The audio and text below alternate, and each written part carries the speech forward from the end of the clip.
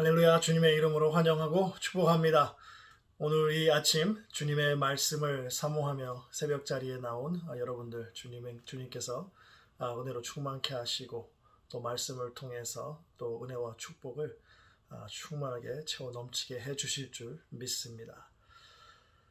주님께서 오늘 우리에게 허락해 주신 말씀 출애굽기입니다. 출애굽기 19장 1절부터 15절까지 말씀입니다. 출애굽기 19장 1절부터 15절까지 말씀입니다. 하나님의 말씀입니다.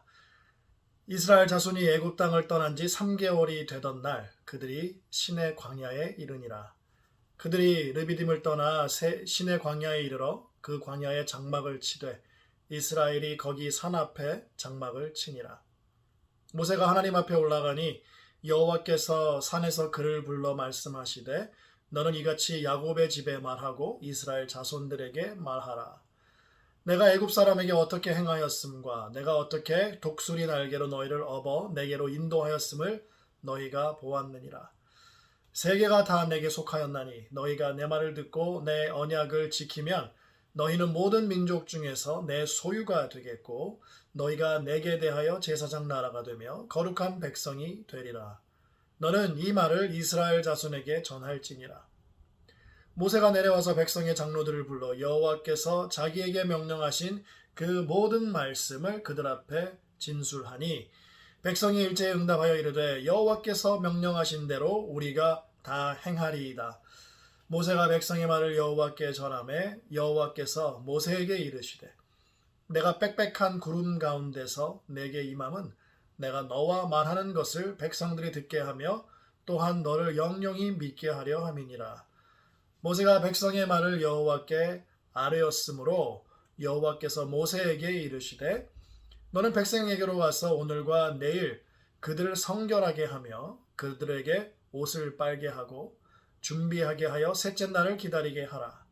이는 셋째 날에 나 여호와가 온 백성의 목전에서 시내산에 강림할 것임이니 너는 백성을 위하여 주의의 경계를 정하고 이르기를 너희는 삼가 산에 오르거나 그 경계를 침범하지 말지니 산을 침범하는 자는 반드시 죽임을 당할 것이라.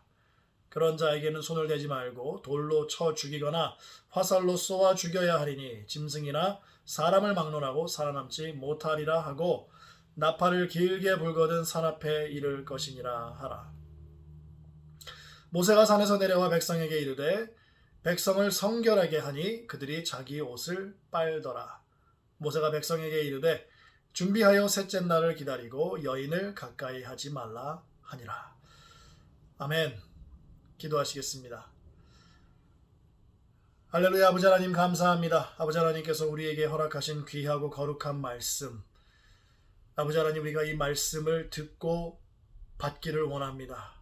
주님, 이 말씀을 받는 자들에게 아버지 하나님께서 함께 하시고 축복하시고 또 말씀대로 살아나가는데 조금도 부족한 점 없도록 아버지 하나님께서 영육간의 강건함으로 함께하여 주시옵소서.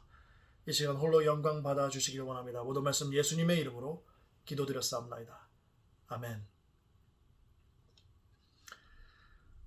애굽을 떠난 지 3개월이라는 짧지 않은 광야에서의 여정 끝에 이제 시내 광야에 이르게 됩니다. 시내산 앞에 이 광야에 장막을 치고 이제 모든 이스라엘 사람들이 거기에 머무르게 되죠. 이스라엘에게 이 3개월 동안의 이 출애굽 여정은 길고 고됐을 것입니다. 그렇지만 이 3개월 동안 하나님의 놀라운 능력 그리고 하나님의 역사, 기적과 이적을 정말 많이 보고 경험한 것에는 틀림이 없습니다. 하나님께서 직접 이스라엘을 인도하셨기 때문에 이들이 시내산까지 오게 되었죠. 그리고 하나님께서 인도하셨던 그 인도하심의 목적은요, 이스라엘을 하나님 자신에게로 인도하여서 하나님 자신의 백성으로 만들려고 하신 것입니다. 하나님의 능력과 그의 신실하심을 보고 경험한 것을 바탕으로 이스라엘 백성들은 하나님이 어떠한 분이신지 충분히 경험을 하고 또 알았을 것입니다. 많은 역사와 능력을 경험하게 하신 하나님께서 지금 이곳 시내산에서 모세를 통해 이스라엘 백성들과 언약을 맺으시죠.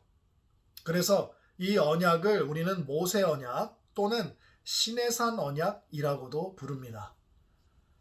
5절 말씀을 보게 되면요.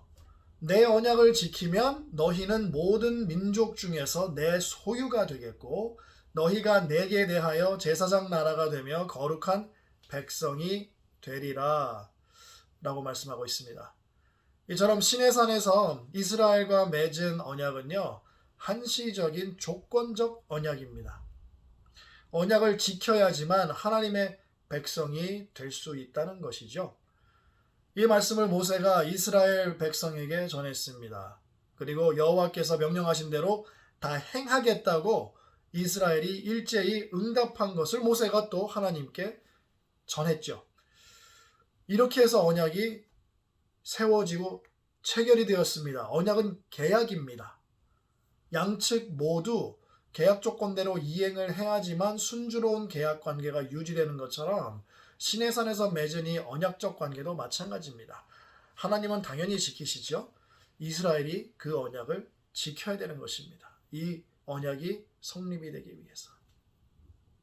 이 구두 언약이 체결됐을 때 하나님께서 이스라엘 백성들 앞에서 시내산에 강림하실 거라고 말씀을 해주시죠. 강림하실 때에 빽빽한 구름 가운데 임하셔서 모세와 말씀하시는 것을 이스라엘이 듣게 하실 거라는 거죠. 그래서 이스라엘이 하나님께서 모세와 하는 얘기를 직접 들음으로 말미암아 하나님께서 자기들과 맺은 언약이라는 것을 확실하게 보여주시고자 하는 것입니다. 그냥 모세가 하나님의 이름을 빙자해서 이스라엘과 맺은 게 아니라 하나님께서 직접 하신 거라는 걸 보여주는 거죠. 그리고 하나님과 만남을 갖기 전까지 이 하나님께서 뭐라고 명령을 하시냐면 이틀 동안 성결하게 하라고 하십니다. 오늘 그리고 내일. 그 다음에 그들에게 옷을 빨고 셋째 날에 강림할 것을 약속하시죠. 하나님과의 대면은 성결한 백성들만이 가능합니다. 성결은 거룩하게 하는 것, 곧 구별됨입니다. 죄와 더러움과 그리고 부정한 것으로부터 구별되게 생활하고 그리고 옷을 빨라고 말씀하시는 것입니다. 하나님께서. 이 옷을 빠는 행위는요. 요한계시록 22장 14절에 또 나오는데요. 이 또한 거룩함을 말합니다. 하나님 앞에 나올 때 반드시 필요한 그 조건이 뭐냐면 거룩함입니다. 거룩함. 그래서 하나님께서는 모세를 통해서 언약을 맺으실 때에 거룩함을 전제로 하신 거예요. 거룩함을 전제로 맺어진 이 언약의 관계에서 하나님과의 첫 번째 만남은 이스라엘이 거룩하고 구별된 모습으로 하나님 앞에 서는 것이었습니다. 그 이상도 그 이하도 아닙니다.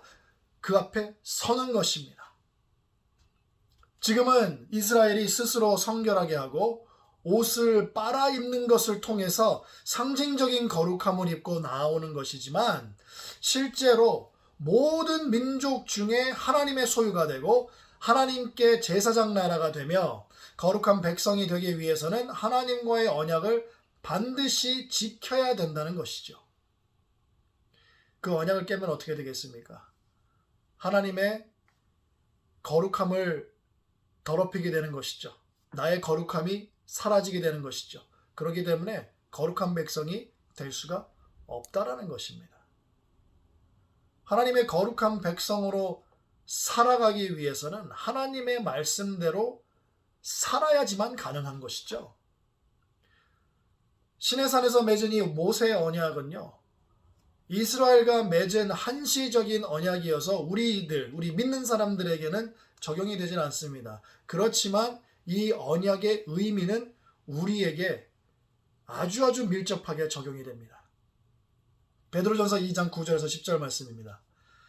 너희는 택하신 족속이요 왕같은 제사장이요 거룩한 나라요 그의 소유가 된 백성이니 이는 너희를 어두운 데서 불러내어 그의 기이한 빛에 들어가게 하신 이의 아름다운 덕을 선포하게 하려 하심이라. 너희가 전에는 백성이 아니더니 이제는 하나님의 백성이요 전에는 긍휼을 얻지 못하였더니 이제는 긍휼을 얻은 자니라. 아멘. 예수 그리스도를 믿음으로 말미암아 거룩함을 입은 우리가 하나님의 택하신 족속이고 왕같은 제사장이고 거룩한 나라이며 하나님께 소유된 백성이 된 것이죠.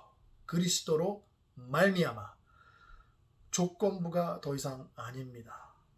거룩한 삶을 살아야 하나님의 백성이 되는 것이 아니라 그 반대로 그리스도를 믿음으로 말미암아 그리스도로 인하여 우리가 거룩하게 되었기 때문에 그 모습대로 거룩한 모습대로 살아가는 것이죠.